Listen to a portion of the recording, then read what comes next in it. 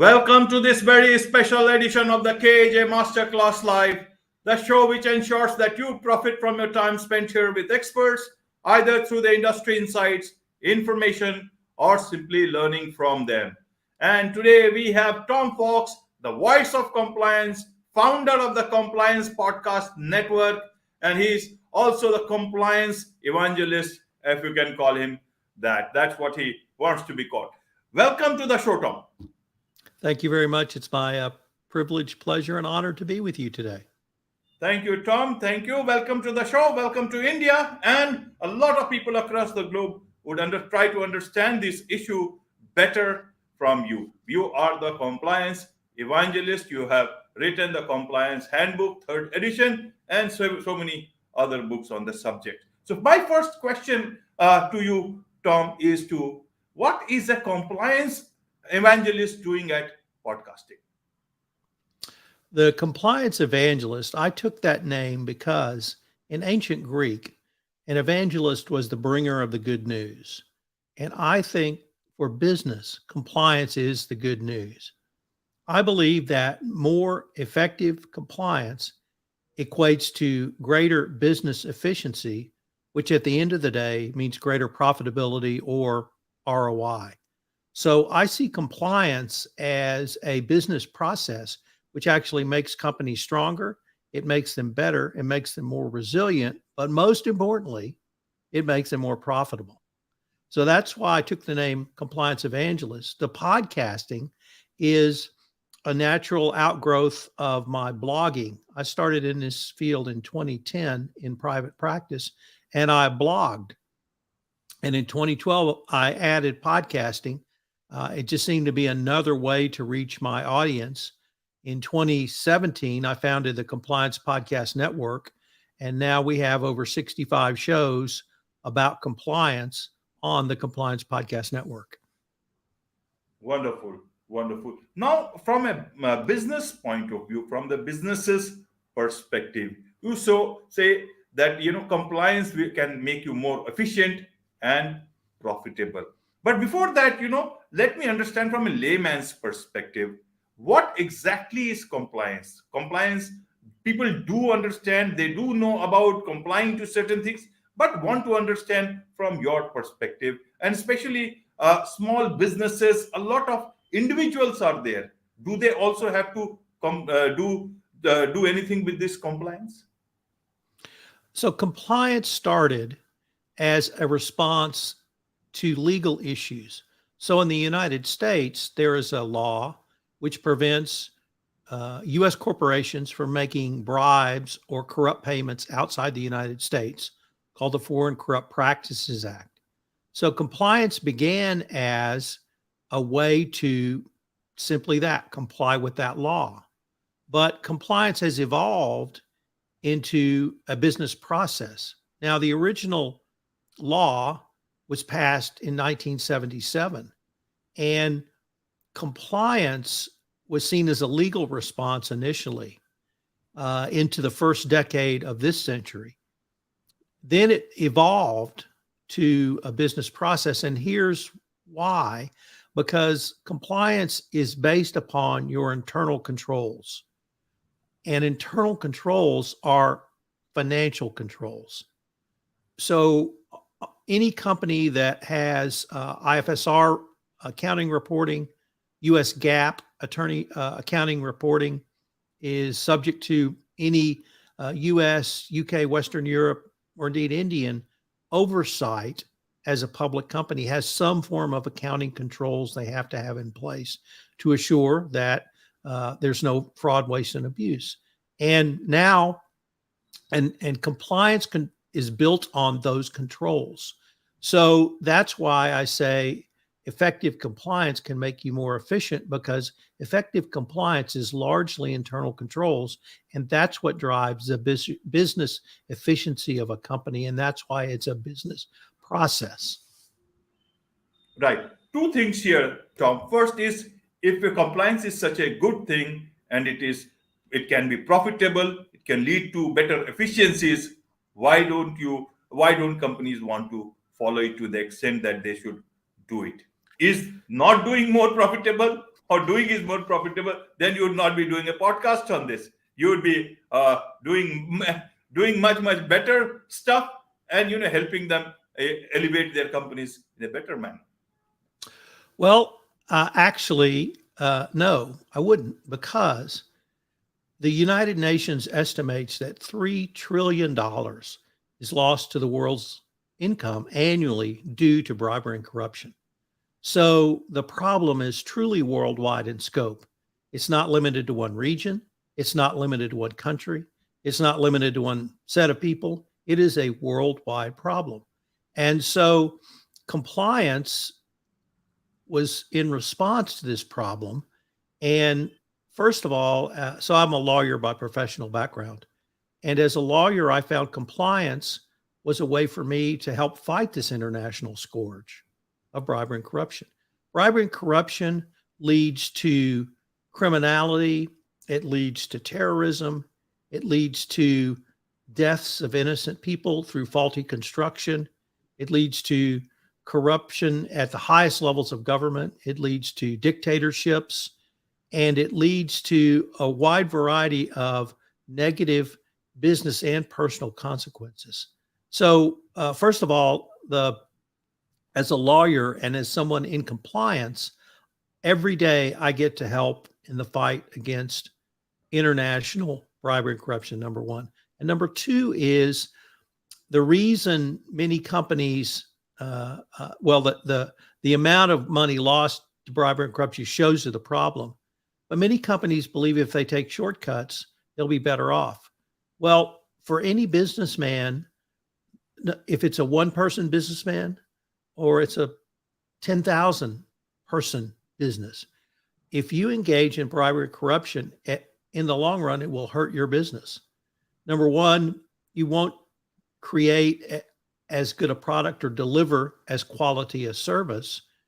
But number two, once you start paying a bribe, it doesn't stop. People don't say, oh, you paid me enough bribes. They say, no, you got to pay me more if you want to continue this relationship. So once their claws are in you, because what are you going to do? Go to the police and say they're demanding more bribes from me?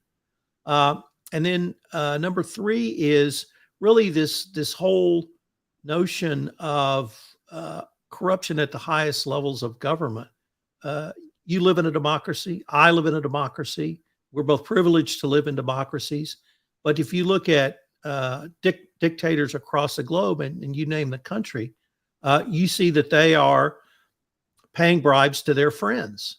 Russia is the most prominent example right now, simply because of the Russian invasion of Ukraine, but that's not the only example. So I'm a big believer in democracy as the way we all should be governed, because it allows people like you and me to participate in our government, even if it's just when we vote. So I view this as all tied together. Now, for the business person, the reason you want to do business in compliance is it makes you more attractive as a business partner.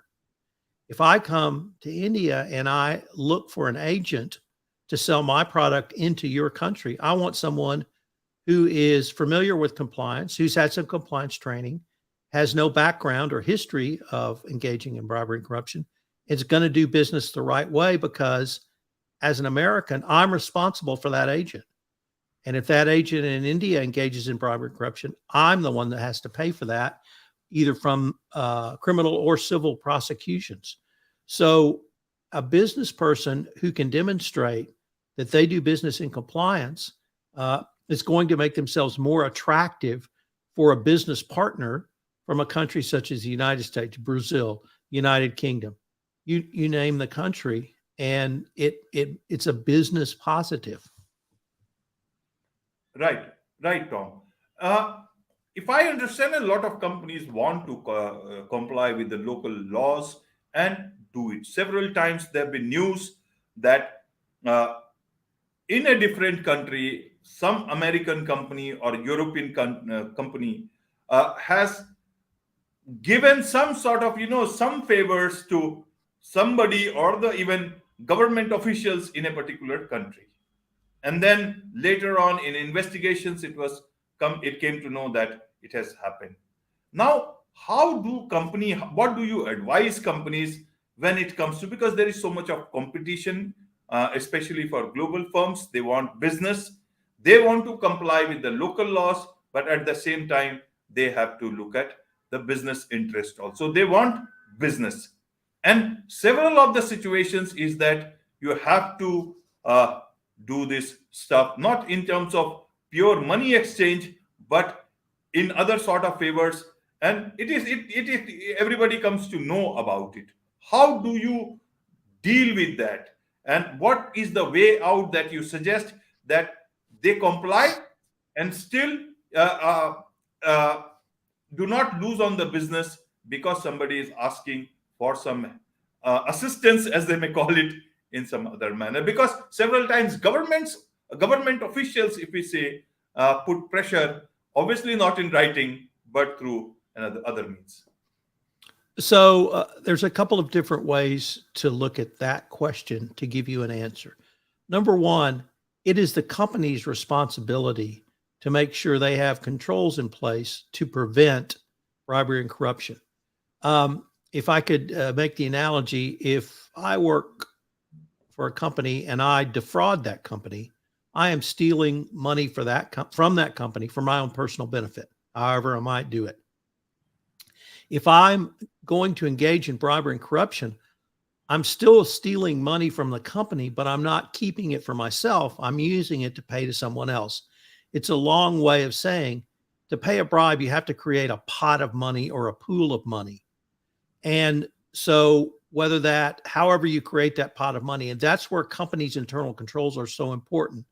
Because if I all of a sudden have a $50,000, $100,000, a $500,000 marketing expense, when my annual marketing spend has been $25,000 a year for the last 5 years, that should tell someone there is a problem, or at least ask the question of, Mr. Fox, why have you increased your marketing spend from $25,000 to $500,000? Now, you can hide bribery funds in a variety of places, but the key is the company has to have internal controls in place. Under the U.S. law, it prevents payment to a government official. But if the government official says, we'd really like to do business with you, but we want you to invest in our local community, and we want that investment to be a hospital. Well, if a company then builds a hospital for the community's use, that's okay, or that's legal. So the key is the U.S. law prevents payment to a specific government official.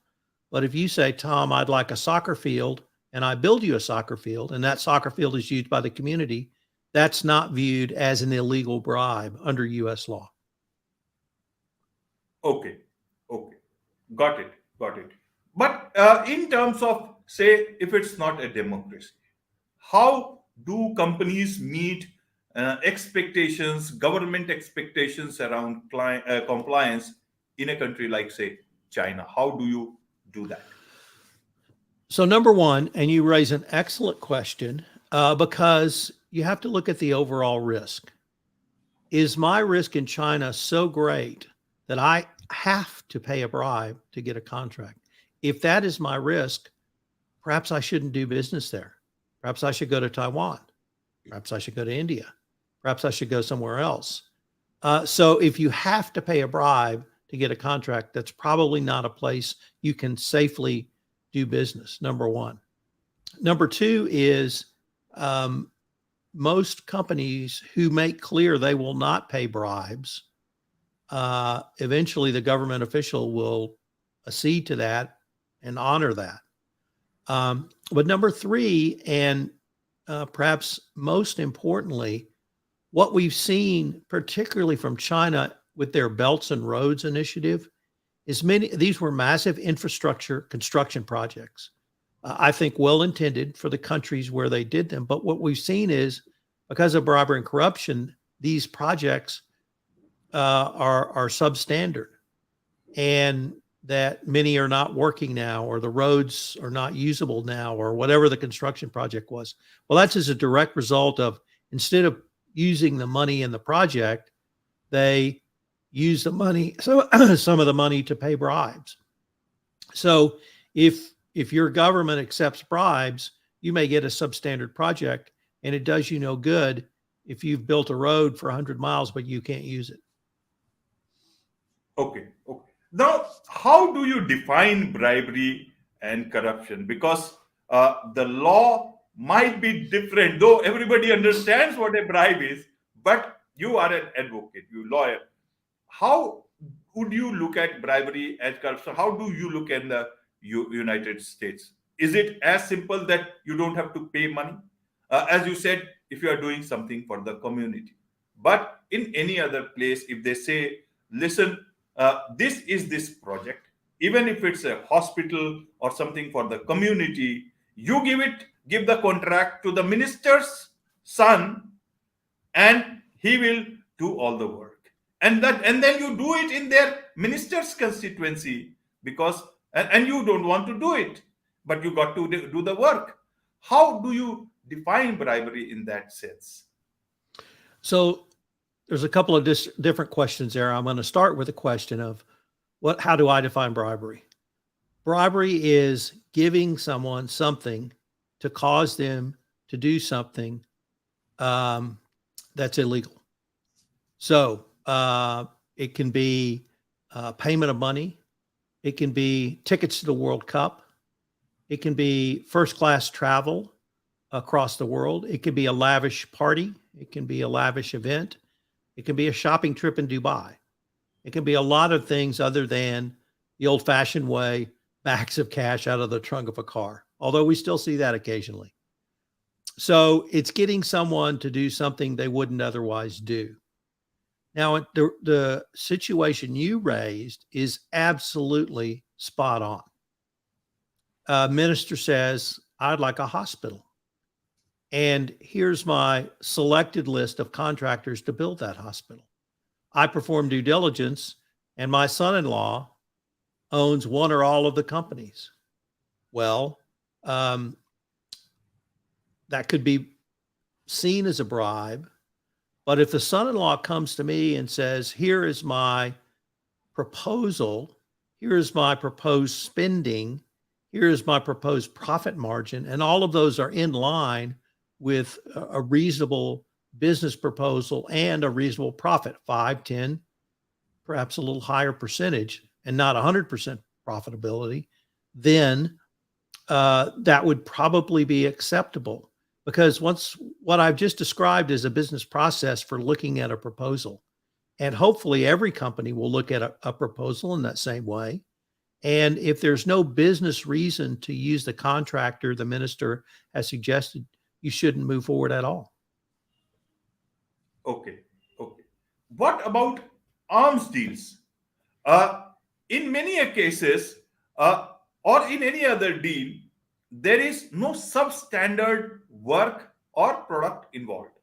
Like even in arms deals, many a times we hear this particular deal has taken place and there were middlemen and there was commission and all that stuff. And it's a huge amount of money.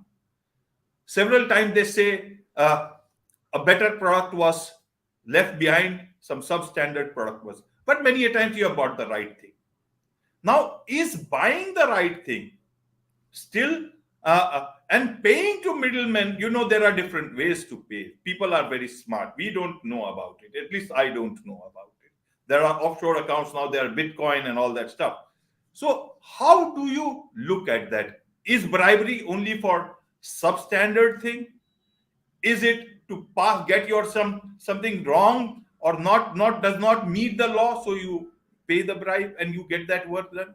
Or is the law still applicable, US law, that you are getting the things done and right things done, but still you are paying money in the name of, several times in the name of commission? How do you look at that? Sure. So what you have described has actually happened.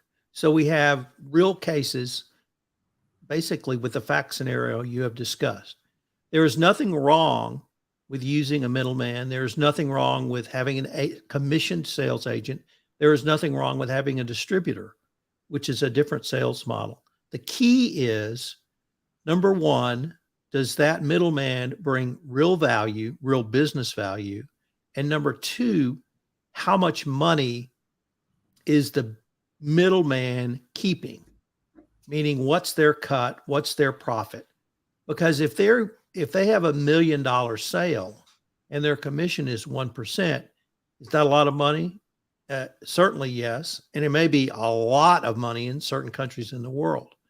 But that's generally going to be seen as a reasonable commission. And if their commission on $1 million sale is 20%, you begin to immediately see that is not reasonable, because a large part of that money could be used to pay a bribe. So if you think again, once again, as a business process, you have a middleman, you have an agent, you've done due diligence investigation on his background or her background. They have no history of bribery and corruption, either in criminal cases or in social media, or newspapers, that sort of thing. You have they're performing a business service. They then receive a reasonable commission, generally seen between 1% and 5%, but recognizing if it's $1 billion contract, 1% is a lot of money. And then that you monitor that payment and you pay it to an account you can see, meaning not an offshore account. Now, I realize once you pay them, they can transfer that to somewhere else. But if I'm an American company and I've transferred money to the National Bank of India, there's visibility into that. And I have some comfort that it's not an offshore account or an illegal account or some other account. So then, and then I monitor to the extent possible the end user, because I'm going to have a business relationship with that end user, because they're going to need parts, they're going to need service, they may need training or instruction. So if I have done my business process right, you can see all of the steps you would take from the business perspective. Well, another way to say it is those are internal controls and those are internal compliance controls. The way I described it was the business process of a sale, though. So that's why when we started visiting together, I said increased or more effective compliance can lead to greater business efficiency, because you can have greater business efficiency in that overall sales process. Right, right. Now, these are big companies. The CEO or the country manager outside America, who is representing that company. People generally think that the country manager's life or the CEO life or the vice president's life, who's looking after the particular region or a country, is very cozy, very nice. What is your experience? Is it that nice as it looks like to be the topmost man in terms, or is it a tough job maintaining his position as well as maintaining and looking at the bottom lines from that company? Because it drops, he loses his job. How you sit in the central position? A lot of American companies and other companies, they work across the globe. How would you like to help us understand the position of the man who has to look after generating the business? Because everything looks good when we talk, but when it comes to actually getting the work on the ground, they have to deal with people and governments everywhere, including China, Russia, any other country you can name it. Yeah, that's the responsibility of the company. The company's responsibility is to do business ethically and in compliance, and to have a culture which says we will do business ethically and in compliance, and we will not engage in bribery and corruption. So that message is the responsibility of the CEO in the corporate headquarters, wherever that might be. And that message has to be communicated throughout the organization. You can communicate that through a series of incentives, i.e. bonuses, i.e. promotions, raises, and you can also punish people who violate that general culture. The United States Department of Justice says it all starts with culture. So if you have a culture of compliance, when that American arrives in your country, he or she understands, yes, I have to hit numbers, but I have to hit numbers doing business ethically and in compliance. And if I cannot do so, then I have to find a way to do so. And that may be the responsibility of the country manager. But if the corporation has a culture of compliance and then monitors through some of the strategies we've talked about already in internal controls, that's how a company can ensure that someone who becomes a country manager can hopefully meet their quotas, but also doing it ethically and in compliance. Right. What about small companies, Tom? They are just growing, and startups, they want to expand. And they're very small team. They go to a country, democracy or even, conservative countries. And there they thinks they don't have that much of wherewithal like a large corporation can have. How do they do with this part? Because there might be a day that today they have to get their work done through mediators, through middlemen, through any other agency which say that they will be able to get their work done. And they try to get their work done. At that point in time, they want to grow. And later on, this thing, because things cannot be hidden, and later on, it comes to light. How would you look at people who want to grow and as well as be compliant in terms of local laws wherever they want to grow? So we have talked about sort of compliance in responding to regulators, such as the United States Department of Justice, the United States Securities and Exchange Commission, other regulators in other countries. But we've been talking basically about criminal law. But there's another reason to do business ethically and in compliance, and that's your business reputation. And if you go to a country as a very small startup or small enterprise, and you engage in bribery and corruption and you get away with it and you grow your business, well, I'm not quite sure of your professional background, but I come out of the energy industry and I've lived overseas. And everybody knows who's doing dodgy things. Everybody knows. Well, we call it in the energy industry a sharp operator. Everybody knows who the sharp operators are. Well, what happens is if that small company then becomes a larger company, their reputation is now tarnished, and other companies, other countries may not want to do business with them. So that's really the other reason to do business ethically and in compliance, because it's the reputational damage that your company will suffer and hurt their long-term growth as well.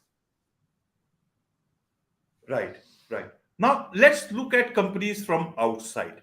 So, for example, though this may not be the ideal one, but I'll try to understand. For a company like TikTok or the owner ByteDance and all whatever it is, the way they have registered, and it's a company from outside.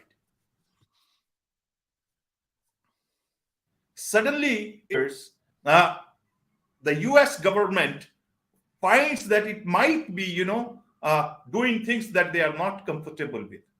How do companies from outside comply with the US laws or continue to comply with US laws and not suddenly become difficult for them to operate? Whatever way we want to, as I said, TikTok may not be the perfect example for that. There might be other companies. Suddenly the business environment is not good between the political environment is not good between the country and the goods that you are providing to the US. They start having those checks, and some problem starts cropping up. How do you ask the companies separate from India or any other place be able to comply and with the US laws and be comfortably continue to do so? So let me answer that by saying that if I come to your country and I'm privileged to do business in India, I'm only privileged to do so if I comply with Indian law. Whatever those laws might be, they may be different than mine. They may be different than America's laws, but they're your laws. And if I'm going to do business in your country, I not only have to respect your laws, I have to comply with your laws. And the same is true of a Chinese, Indian, British, Brazilian, you name the company that might come do business in the United States. Now, the TikTok example may be different.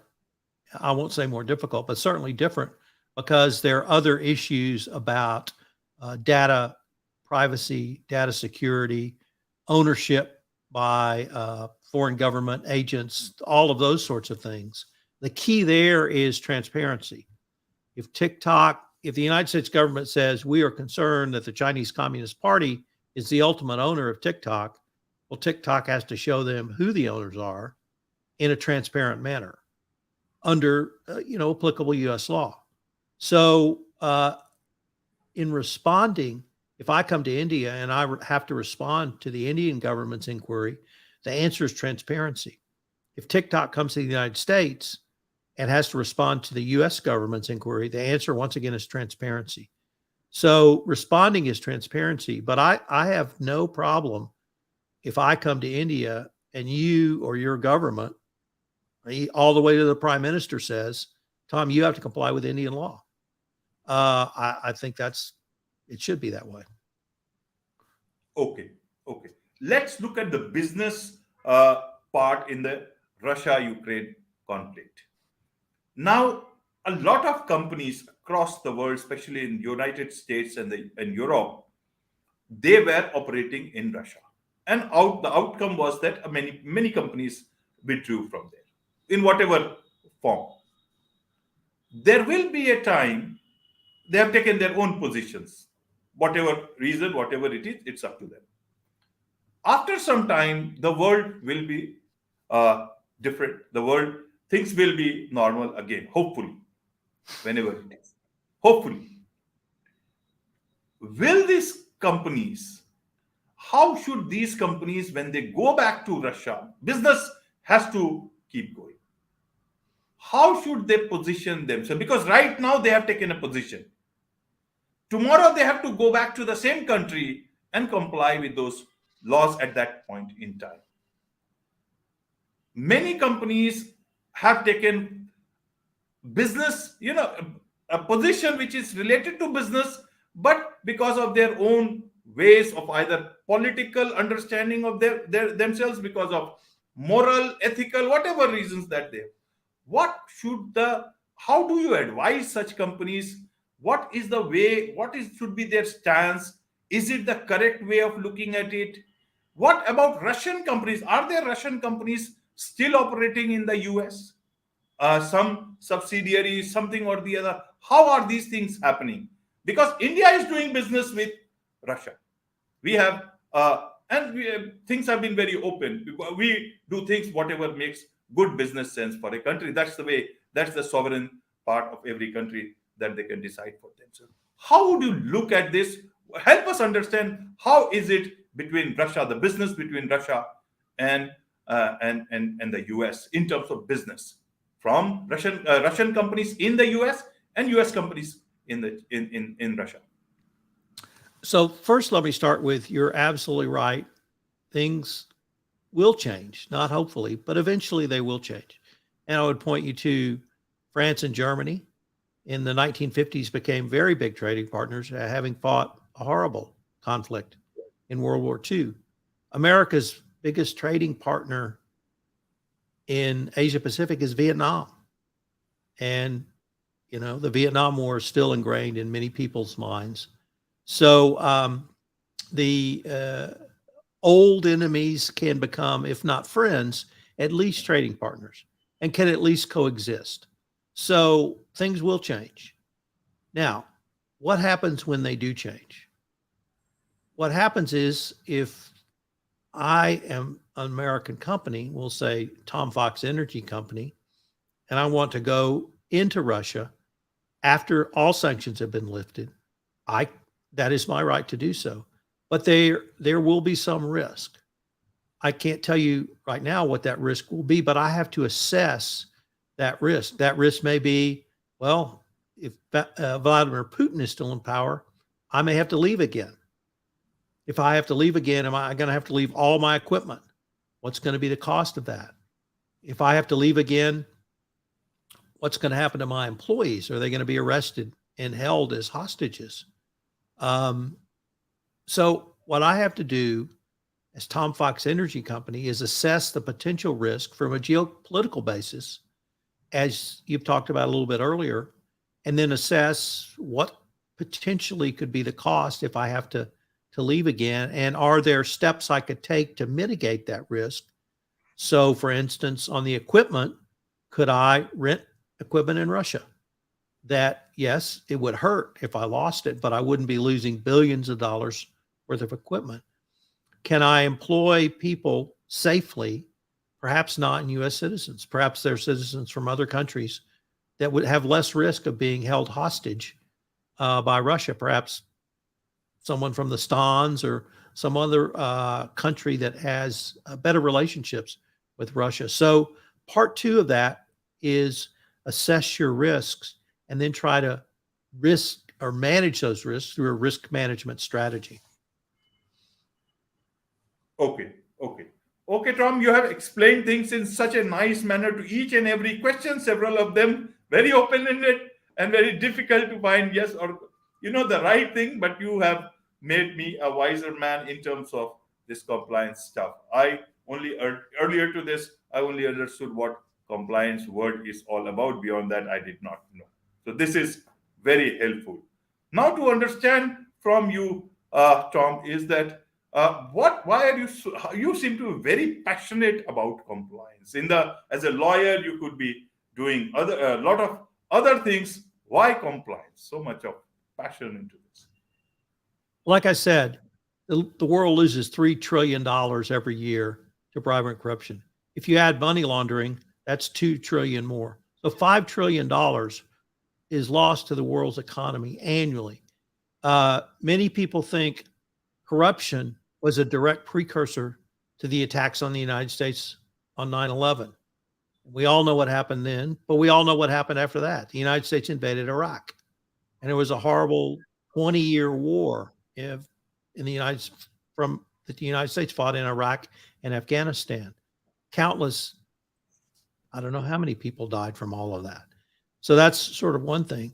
But I think we now see how, in the Arab Spring a few years ago, was started over someone who refused to pay a bribe to a government official.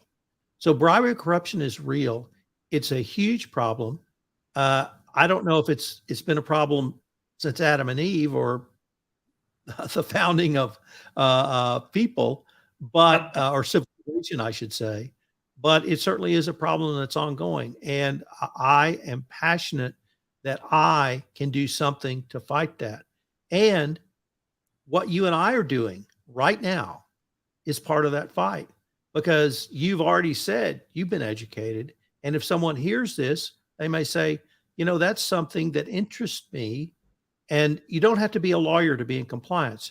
You can be an engineer, you can be a scientist, you can be a data analytics person, you can be a behavioral psychologist, you can be someone who studied English and taught elementary students. Anyone can be in compliance because it's telling a story of how to do business correctly. So what we are doing, in my mind, and why I wanted to come on your show, was that passion. And yes, I've written a lot of books, and yes, I've given a lot of speeches, but every time I do due diligence, every time I answer a question, every time I help someone, a student who's in the compliance field in academia, university, I feel like I'm moving the ball forward, even if it's just an inch. And that's what fires me every day. And it still does. Right. As I said, this particular episode has been quite educative. What about people want to connect with you? They want to know about your podcast, about the Compliance Handbook 3rd edition. You have authored 25 books on business leadership, compliance and ethics and corporate governance. How do people get hold of, in the book section, books part, in the podcasting part, how do they connect with you? So the best way to connect with me is on LinkedIn. I'm Thomas R. Fox, Fox, on LinkedIn. My podcast network is the Compliance Podcast Network. If you'd like to find that, it's www.compliancepodcastnetwork.net. You can also connect with me through the Compliance Podcast Network. I have a site where you can send an email or you can send a voicemail. If you'd like to buy the Compliance Handbook 3rd edition, I would love for you to buy one, but I will tell you that the 4th edition will be out in May. You might want to wait for that. But if you want to buy it now or look at it, it's at www.lexisnexus.com/Fox, F-O-X. So that's where that book is located. The rest of my books are also found on the Compliance Podcast Network site. So you can connect with me through any of those means. I'd love to hear from you. If you have any questions, I'm happy to answer any questions that I can. I try to be a resource for anyone in the compliance space. So I'd love to hear from you. Wonderful, wonderful. Thank you so much, Tom, for all the understanding, all the resources, all the insights into this world of compliance. Thank you so much indeed.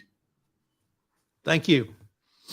With this, it's a wrap on this very special edition of the KAJ Masterclass Live.